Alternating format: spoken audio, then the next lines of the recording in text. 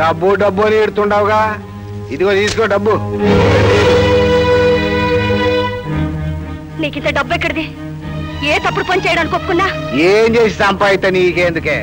నీ రూపాయి బిళ్ళ సత్తుదా కాదని ఆలోచించాలి గాని అది మంచి పని చేసి సంపాదించావా చెడ్డ పని చేసి సంపాదించావని ఆలోచిస్తావేంటే ఎర్రి మోగమా? ఈ ముద్రష్టపు డబ్బుతో గంజి తాగే కన్నా వస్తువులుండి చావడం మేలు.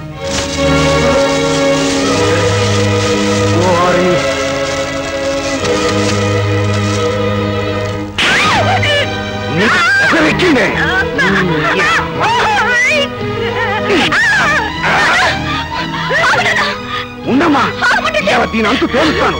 ఎందుకు ఎందుకు నాన్న? అవిటితనంలో కూడా నీకు సేవలు చేస్తున్నందుక? నువ్వు దుర్మార్గుడైనా రాక్షసుడైనా మొగుడే దేవుడు అనుకుని నువ్వు పెడుతున్న బాధ సహిస్తున్నందుక? పూట గడుస్తున్నప్పుడు పళ్ళె ముందు కూర్చోవటం, పూట మొదలైనప్పుడు ప్యాకెట్లో కూర్చోవటం అలవాటునే నీకు. భార్య బిడ్డ అనుబంధం ఆత్మీయత ఉన్నాయని ఎలా తెలుస్తుంది? ఓర్ని నువ్వు కూడా ఇయరింగ్ మొదలు పెట్టావన్నమాట. చీసే, కన్న కూతురుతో మాటలు పడ్డాక కడివెడి సారా తాగితే తప్ప ఈ బాధలు తీరవు. నాన్న శరీరంలో రక్తం కంటే సారా ఎక్కువని నీకు తెలుసు కదా, ఆయన మార్చడానికి ఎందుకు ప్రయత్నిస్తావు? నన్నేం చేయమంటావమ్మా? పెళ్లికి ఎదిగి నిన్ను వీధిలో తిప్పుతూ తన ఇంట్లో కూర్చొని పేకాడుతుంటాడు. నీకేమైనా జరిగితే నేను తట్టుకోలేనమ్మా. ఏంటి అక్కడ వెళ్ళిపోతుంది బాబా? ఆ పొయ్యేది బందర్ బస్సా? కాదు, ఏలూరు బస్సు. బందర్ బస్సు కాదన్నమాట. బాబా, బందర్ బస్సు ఎప్పుడు వచ్చింది? వచ్చే టైం అయింది. బటాలి బటాలి, వేడి వేడి బటాలి, కాలక్షేపం బటాలి బటాలి బటాలి. బందర్ బస్సు వచ్చిందా?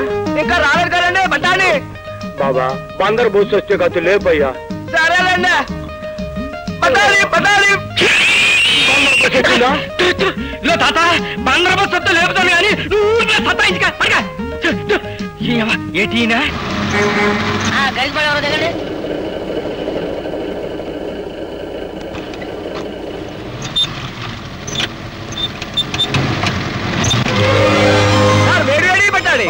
బాబు, కరికి పాడికి రిక్షా కట్టుకుంటారా? అక్కర్లేదు. ఎవరి కోసం చూస్తున్నారు బాబు? నా కోసం మా తాతగారు రావాలయ్యా, రాలేదేమిటా అని చూస్తున్నా. ఇందాక నుంచి ఒక ముసలాయన బందర్ బస్సు వచ్చిందా బందర్ బస్సు వచ్చిందా అని ఒకటే కలవరిస్తున్నాడు. ఆయనేమో చూడండి, బందర్ బస్సు వచ్చిందా? బందర్ బస్సు రాను వచ్చింది, పోను పోయింది తాత. మా నాయనే, మా బోసు బాబే వచ్చేసాయ్యా, వచ్చేసా మా బాబే. ఒరే అయ్యా, పట్నంలో పంకాల కింద బతుకునేవాడివి ఈ పల్లెటూళ్ళలో ఎట్టుంటా? పర్వాలేదు తాత, ఎంత పట్నం వెళ్ళి చదువుకున్నా ఒకప్పుడు రైతు పెట్టినాయిగా. మా బాగా చెప్పావులే. ఒరే బోసా, నాకు 2 రోజులు మట్టి నిద్రపడడం లేదురా. ఎందుకు నిద్రపట్టలేదు తాత? ఏముంది, మనవడు వచ్చాడు కదా, ఇక ఈ ముసిలోని పట్నం తీసుకెళ్లి సుఖపడతాడనే. పట్నం తీసుకెళ్లే మాట ఎలా ఉన్నా నిన్ను సుఖపెట్టడం మాత్రం ఖాయం. అదేందిరా? ఎందుకంటే నేను కూడా నీతో పాటే ఈ పల్లెటూరులోనే ఉండబోతున్నాను కాబట్టి. ప్రతిోడు పల్లెటూరు వదిలిపెట్టి పట్నంలో ఎత్తుతా ఉంటే నువ్వు పట్నం వదిలిపెట్టి పల్లెటూరులో ఉంటానంటావేంటి? పట్నంలో ఏముంది తాత, ఫ్యాక్టరీల పొగ, పెరిగిపోయిన జనాభాతో పాటు పెరిగిపోయిన మురికి వాళ్ళు, అవకాశవాదుల అవినీతులతో అల్లకల్లోలమైన సాంఘిక జీవితం, ఇంతేగా. అందుకే ఇక్కడే ఉండి శుభ్రంగా వ్యవసాయం చేసుకోవాలనుకుంటున్నాను. 10 ఎకరాల గడ్డకి 2 కావాలంటా వ్యవసాయానికే? నేను అగ్రికల్చర్ ఎంఎస్సీ పాస్ అయ్యానుగా తాత, లోన్కి అప్లై చేశాను. ఆ లోన్తో ఒక ట్రాక్టర్ కొనుక్కుంటే మన పొలంతో పాటు మిగతా వాళ్ళ పొలాలు కూడా దున్నేవనుకో, మన ఇద్దరం కడుపు నిండా తినొచ్చు, 10 మందికి పెట్టొచ్చు.